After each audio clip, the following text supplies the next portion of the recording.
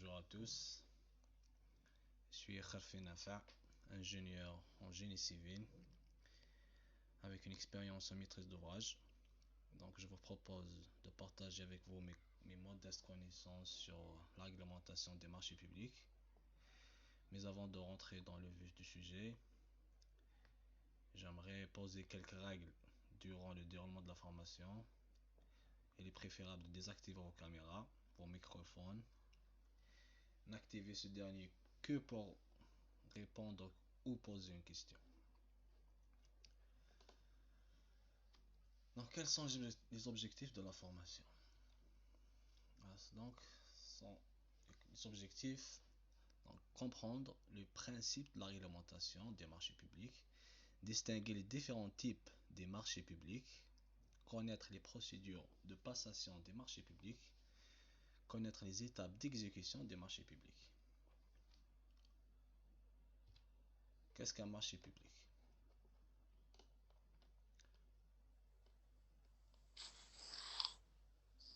Dans ces opérations de services publics, les services de l'État sont amenés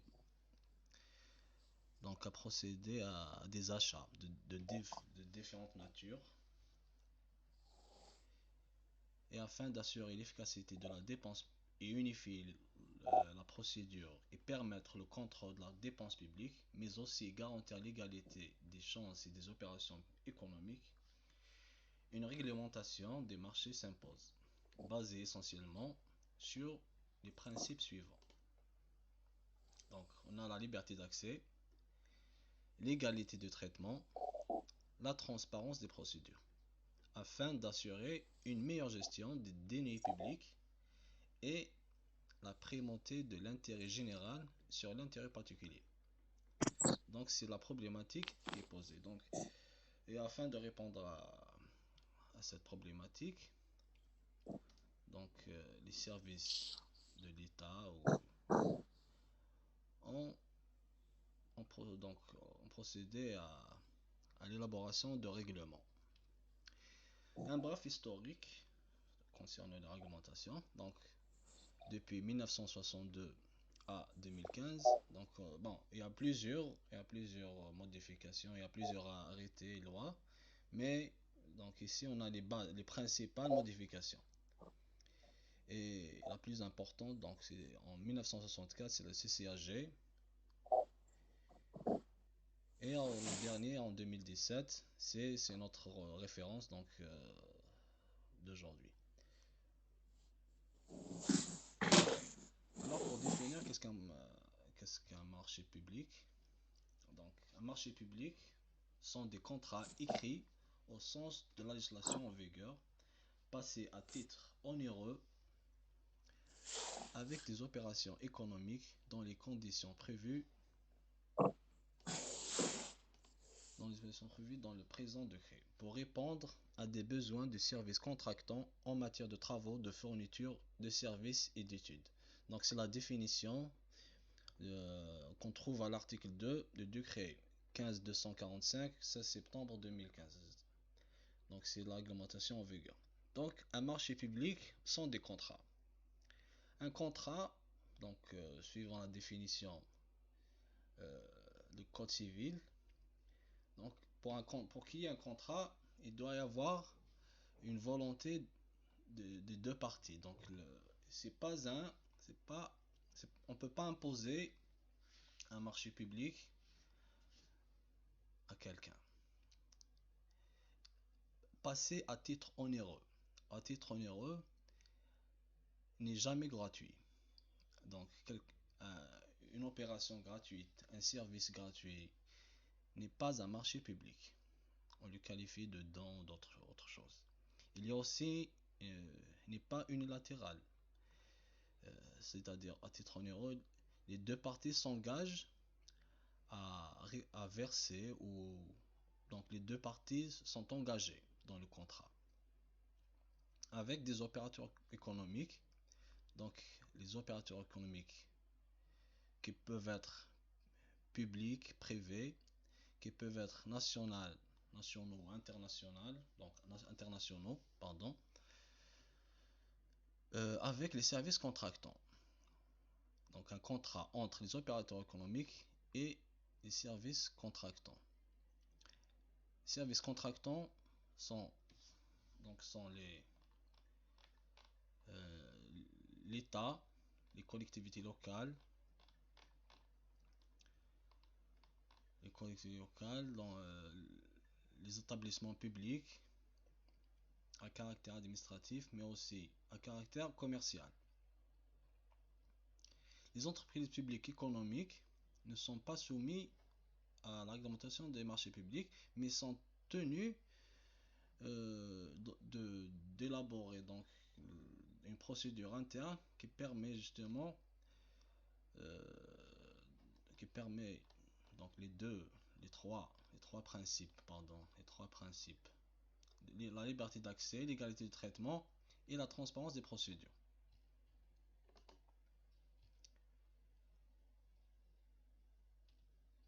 Le marché public de A à Z. Donc on va voir ici les procédures d'un marché public. Généralement, dans un marché public, il faut élaborer un cahier des charges,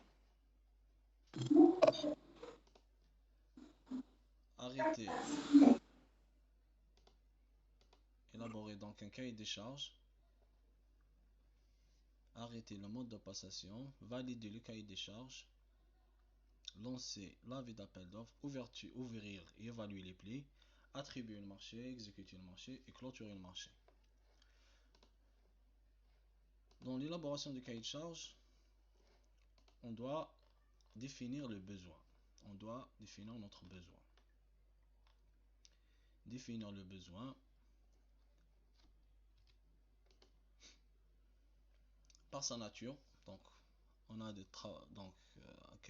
marché peut être de travaux, fournitures, de services et d'études. Pour définir nos besoins, on doit avoir des exigences fonctionnelles ou techniques.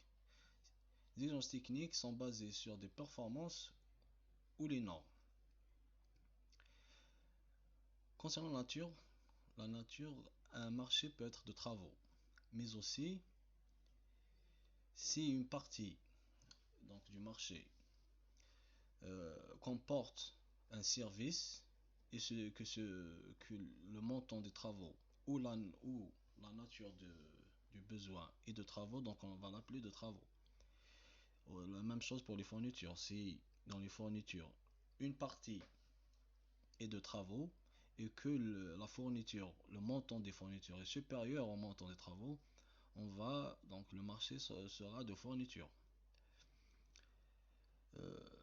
Par contre, concernant les études, si on a des travaux et une partie, donc on doit prévoir des études, la même chose pour les fournitures, donc là, on va l'appeler étude de réalisation.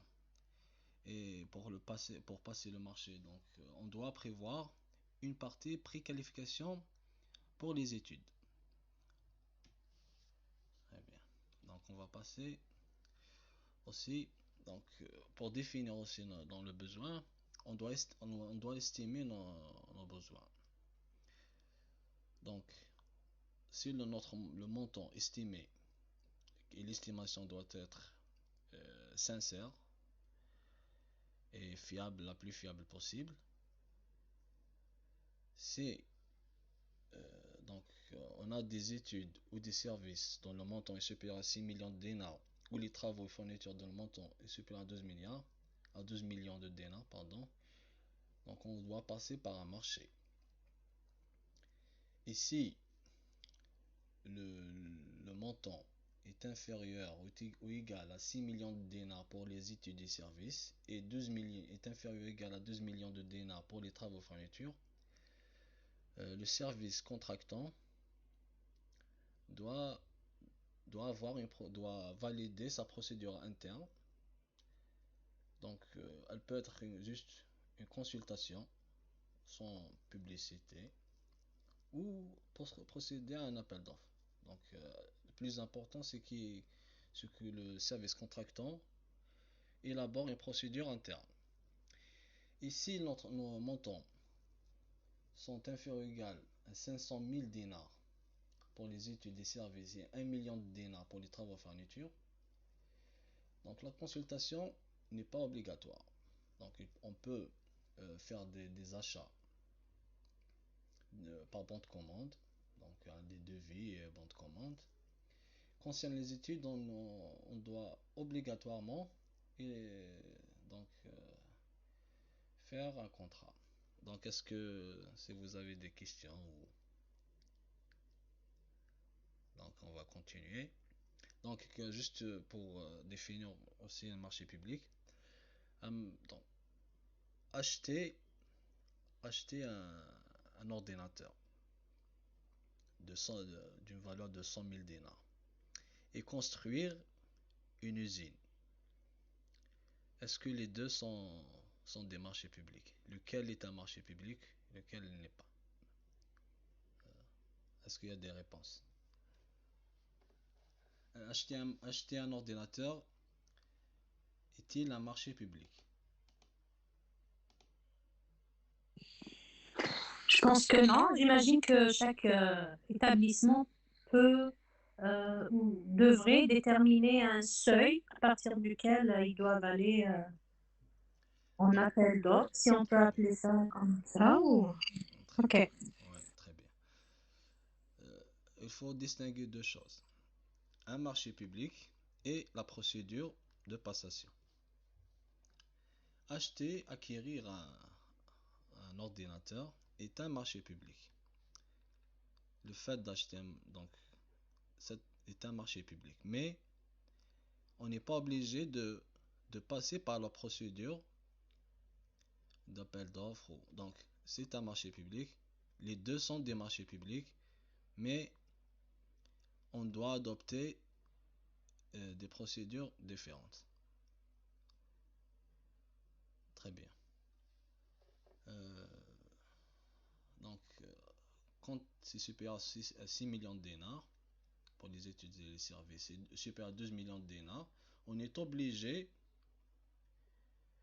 de, donc, donc, de, de suivre les procédures d'appel d'offres ou de gré à gré. Donc, telles que définies dans le marché public, dans la réglementation des marchés publics. Pour cela, justement, le service contractant, de la lourdeur des, la lourdeur des procédures, selon les montants, on lui a permis de faire des achats simples, quotidiens, ou bon, c'est pas quotidien, parce que il y a aussi ça entre dans la gestion. Si au lieu d'acheter euh, plusieurs donc ordinateurs l'année dernière, on n'a pas fait le nécessaire, donc on a acheté un ordinateur par an. Ça, c'est aussi de la mauvaise gestion. Très bien, on va continuer un peu dans notre. Il y a aussi les types de marchés.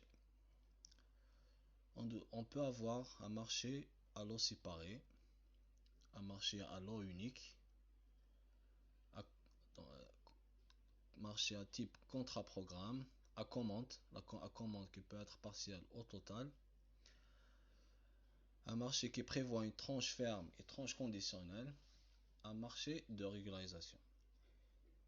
Dans la règle, et selon aussi la réglementation en vigueur, un marché doit, dès que possible, être en lot séparé. C'est l'allotissement. Donc, soit avoir un lot séparé ou lot unique. La règle est donc, c'est l'allotissement est une règle.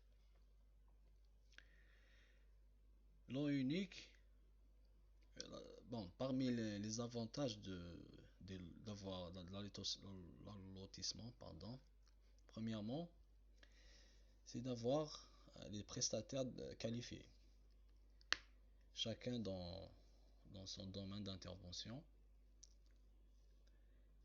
et aussi créer à long terme des spécialités, des entreprises spécialisées qui fourniront une meilleure prestation. Et même, même au niveau financier, c'est c'est plus intéressant. Est-ce que vous connaissez qu'est-ce qu'un contrat programme? Non. Donc un contrat programme, c'est le service contractant qui prévoit, qui prévoit d'acquérir ou donc des prestations euh, donc périodiques, mais dont il sait il sait le volume. Acquérir son PC, on peut avoir donc un contrat programme pour les 100 PC avec des livraisons périodiques par exemple concernant le papier. Ouais, le plus important, c'est d'avoir exactement le besoin.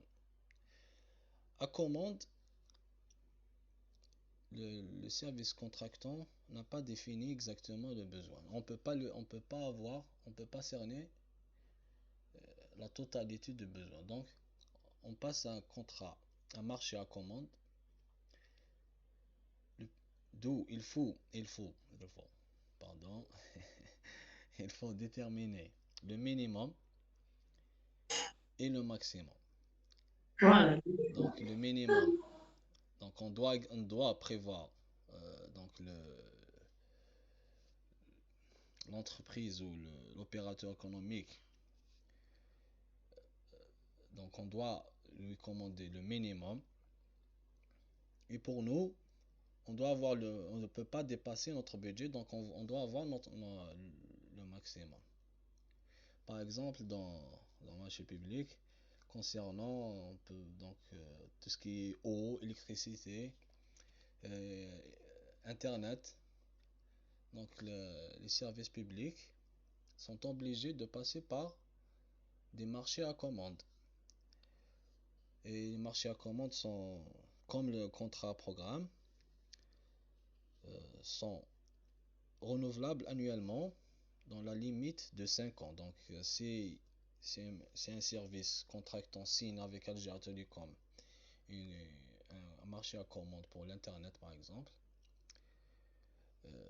Donc, elle est renouvelable annuellement, mais dans 5 ans, il faut refaire une autre, euh, une autre convention, donc, une convention. Concernant marché à tranche ferme et tranche conditionnelle.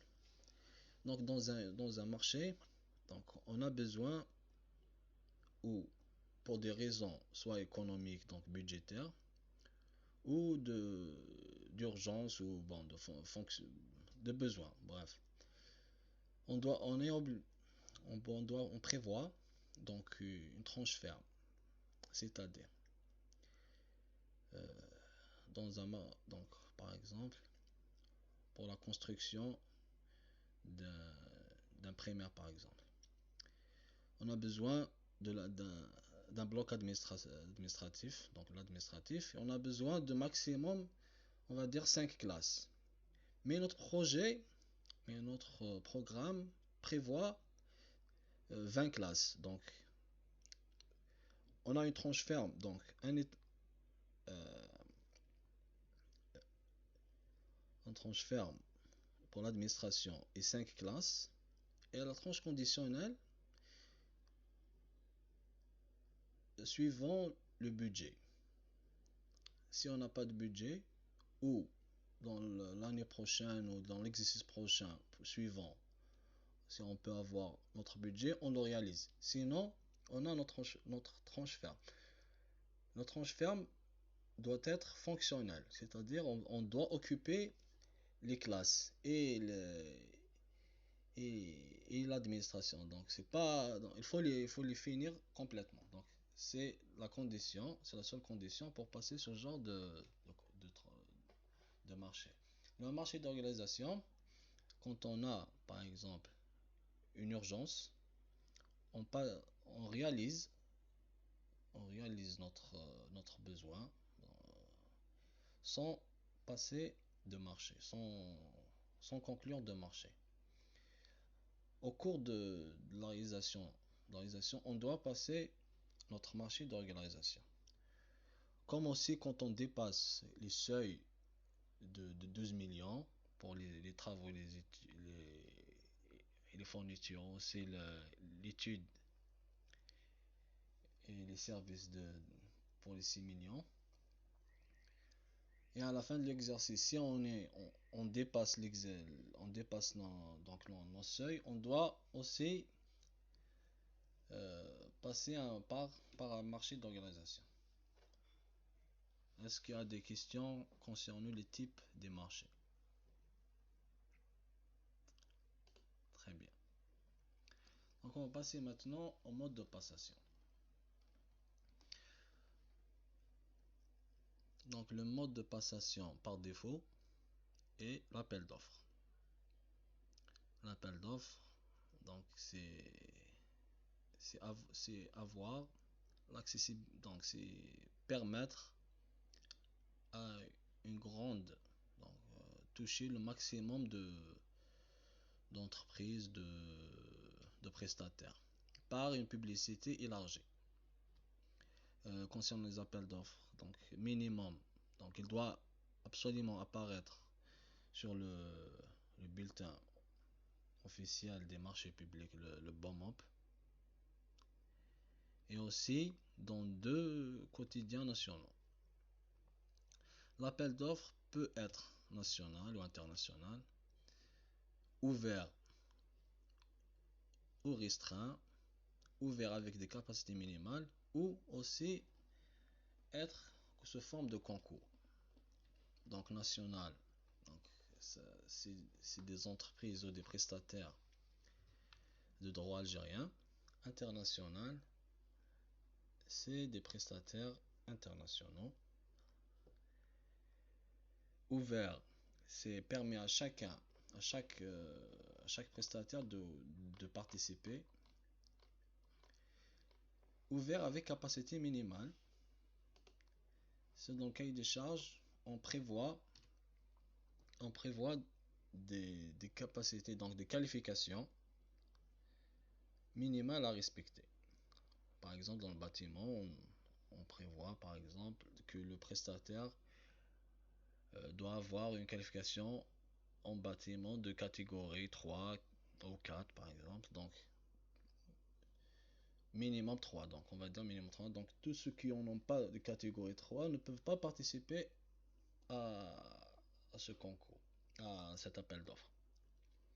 Concernant l'appel d'offres restreint, seuls les prestataires ayant été précédemment présélectionnés qui peuvent participer. Donc, dans l'ancien règlement, l'ancien règlement des marchés publics, il y avait sélective qui est remplacé maintenant par restreint. Et ouvert avec capacité minimale était précédemment appelé restreint. Donc il faut faire attention à ça. Concernant le concours, c'est la concurrence d'hommes d'art, on appelle ça d'hommes d'art, c'est-à-dire de permettre de faire la créativité. Donc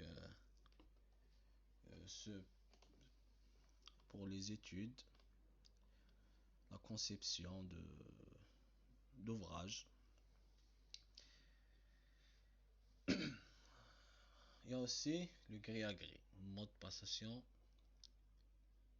Des cas exceptionnels, on peut passer par gré à gré, soit gré à gré simple ou simple après consultation.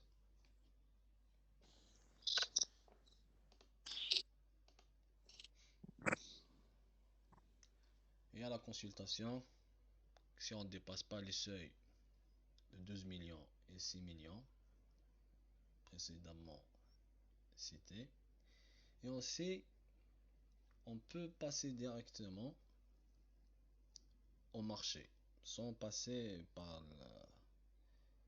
on peut signer directement au marché dans les cas d'urgence ou des cas Donc, par exemple, si l'État doit acheter euh, des trucs, bon, où les prix changent rapidement. Donc, on doit prendre une décision rapide. On passe directement à l'achat, sans passer par les modes de passation. Donc, après avoir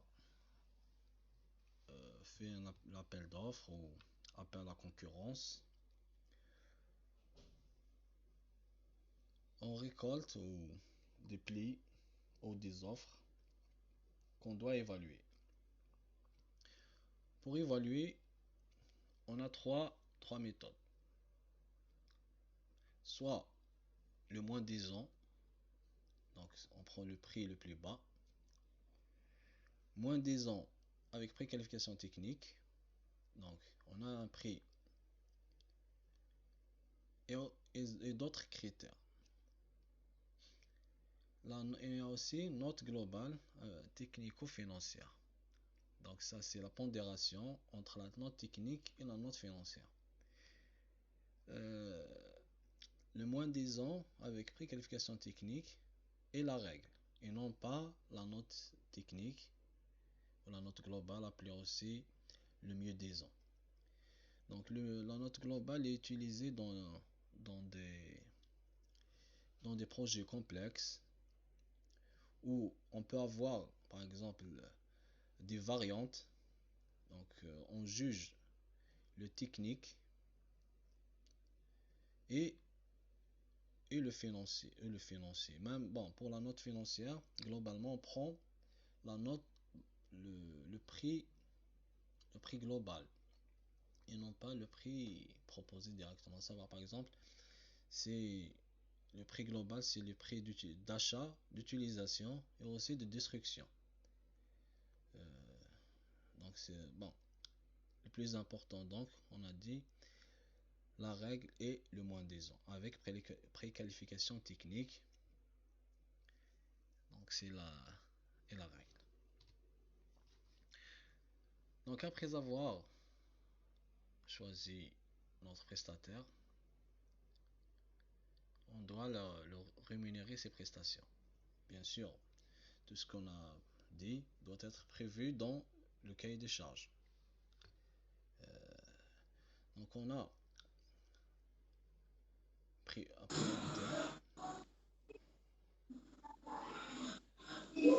après unitaire, on a à prix global, bordereau unitaire, dépenses contrôlées, prix mixte. Donc, quand on a un marché à prix unitaire, donc la rémunération se fait euh, à l'exécution de chaque article. Donc, on a des articles avec leur prix unitaire. Donc, béton armé, on a 100 mètres cubes et on a un prix unitaire.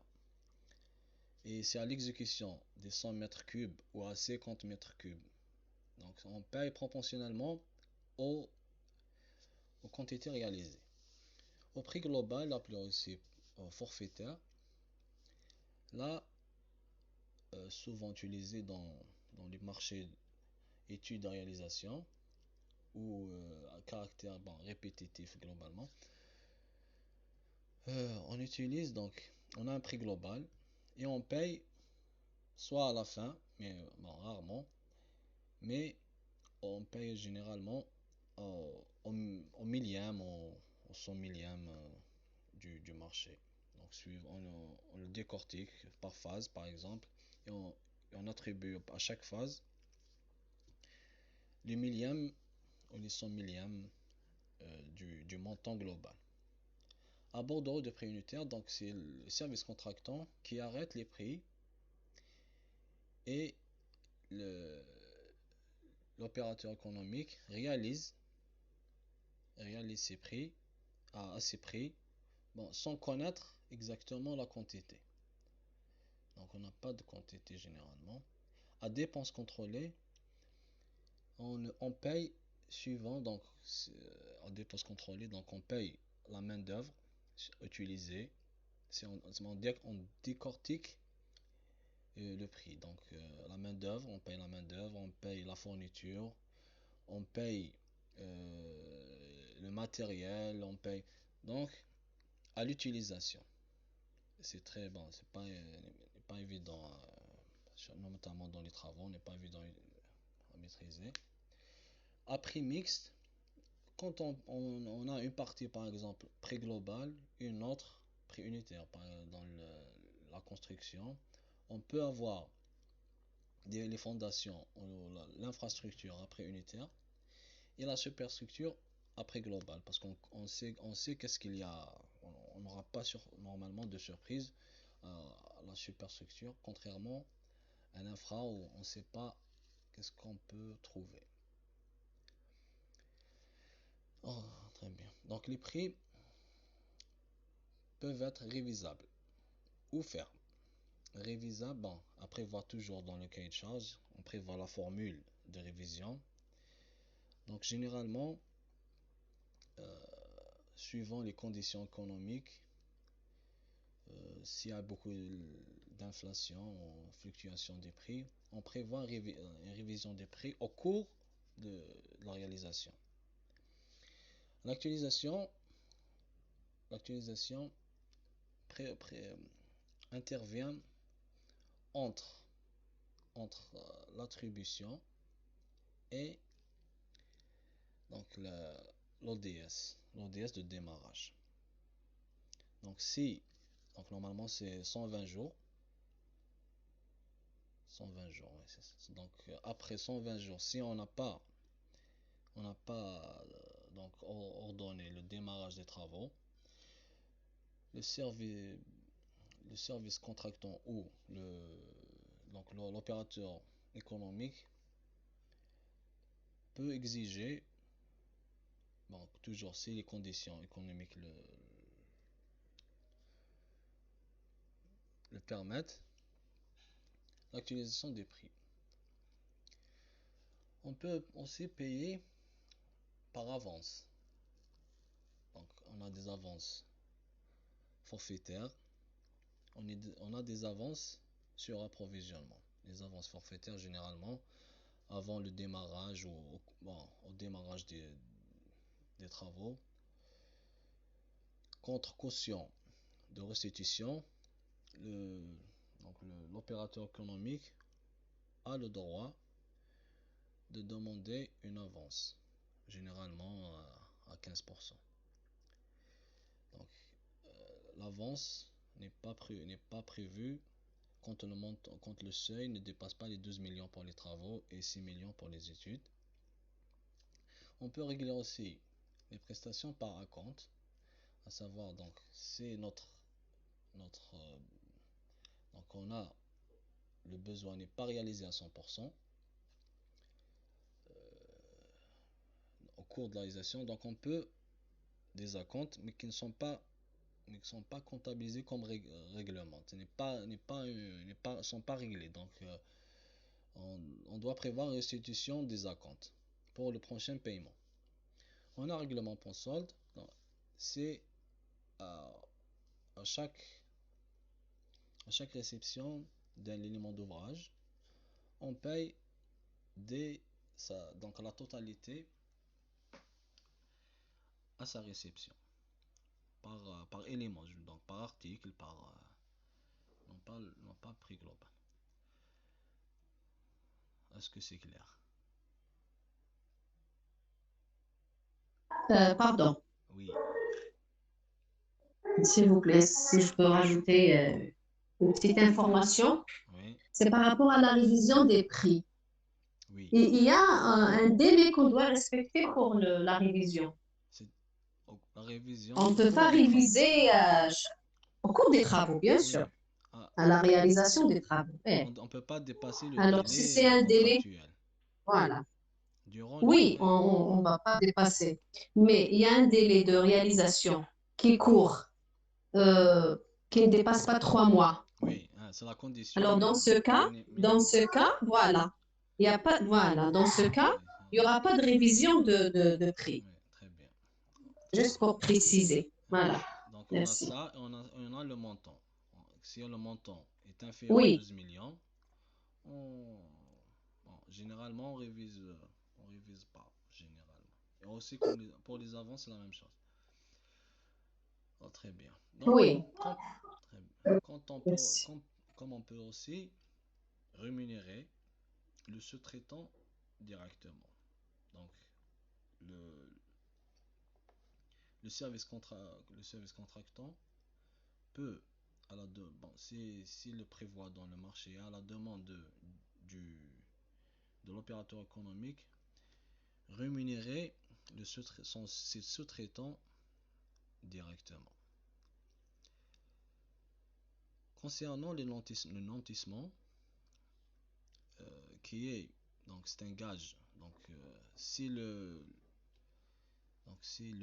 Dans le cas, pardon, oui, allô, oui, j'ai une mauvaise connexion. Alors, pour la sous-traitance, oui, si le co-contractant oui, déclare la sous-traitance dès sa candidature, dès sa soumission, oui.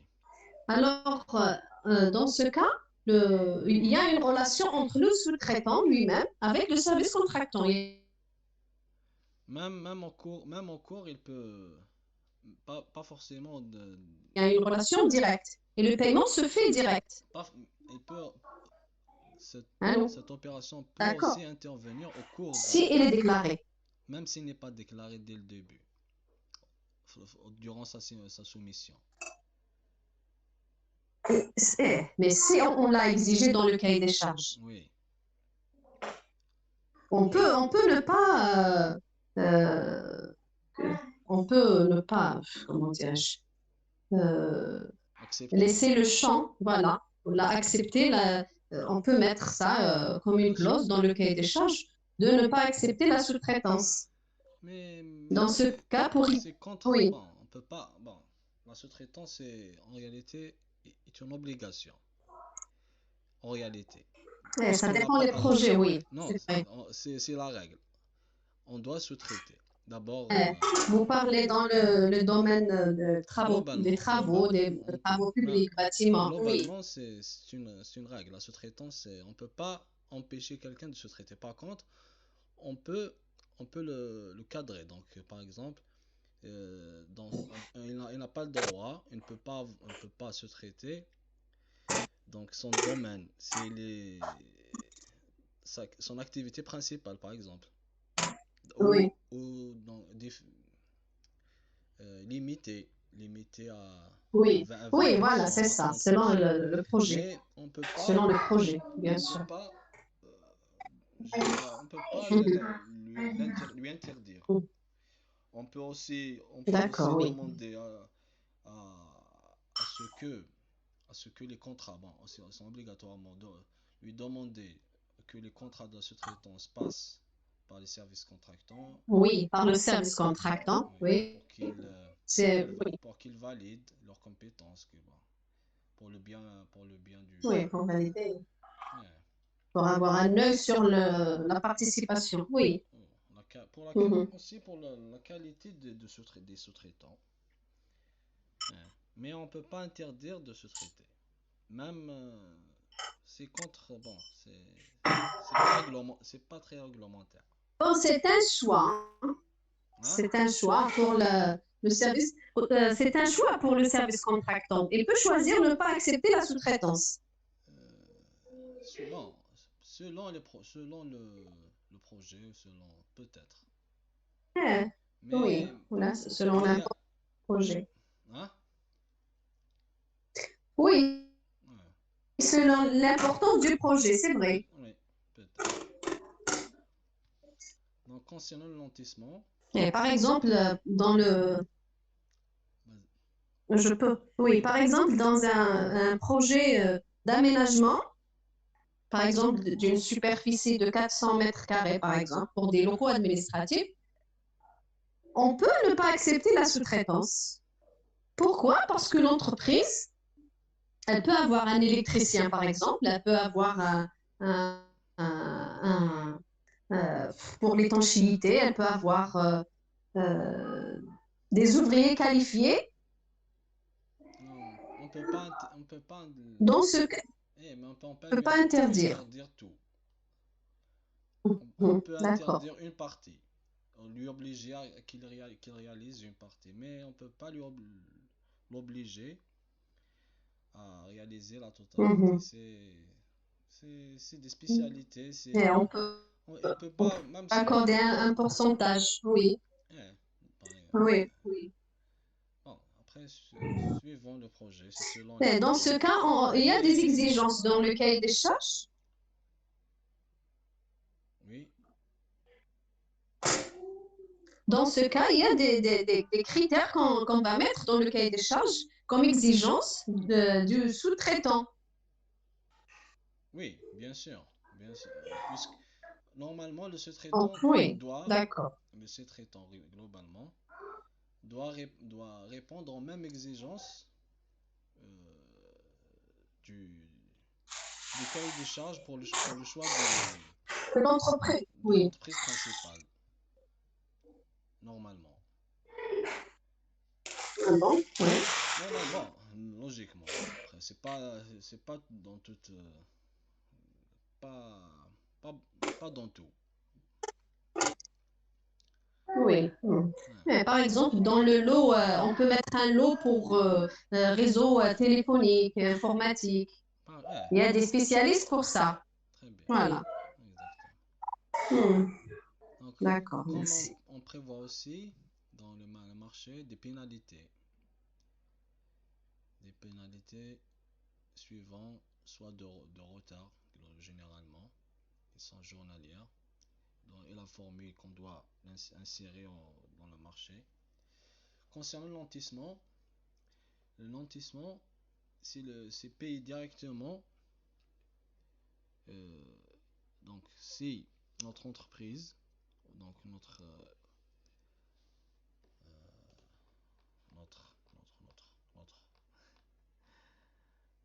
notre opérateur économique a contracté un crédit auprès d'une banque ou auprès d'une banque et ce dernier peut mettre en gage donc notre marché, ce qu'on appelle le nantissement.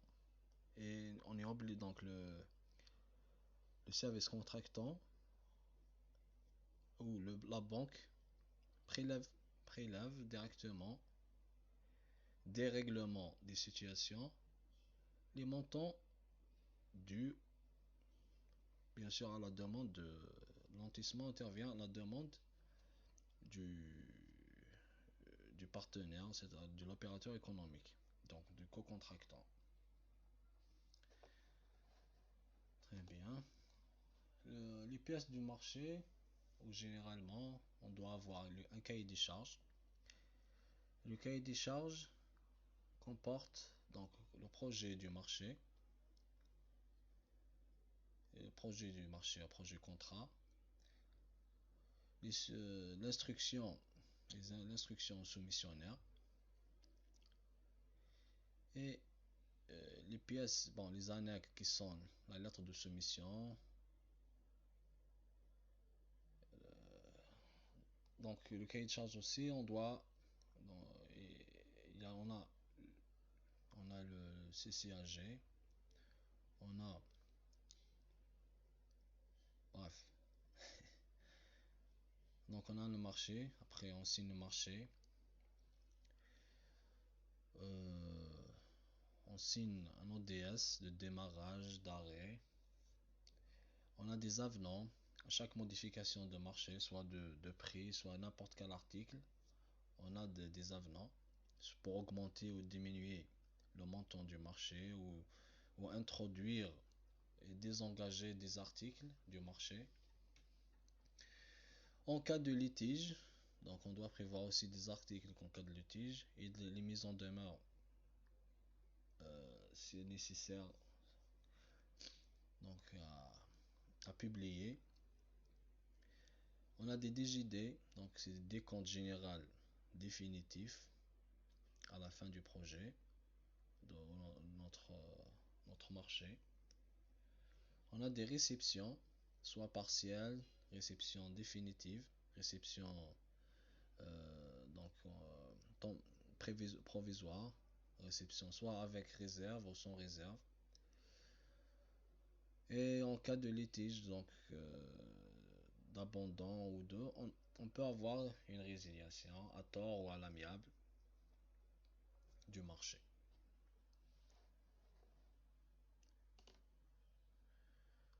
Pour synthétiser donc, le marché, un marché où la réglementation du marché public permet donc au service contractant de mener dans suivant des procédures et de formaliser le besoin dans les règles telles que définies dans la réglementation. Donc, on est arrivé au terme. Je vous remercie d'avoir suivi cette petite formation et à très bientôt. Merci.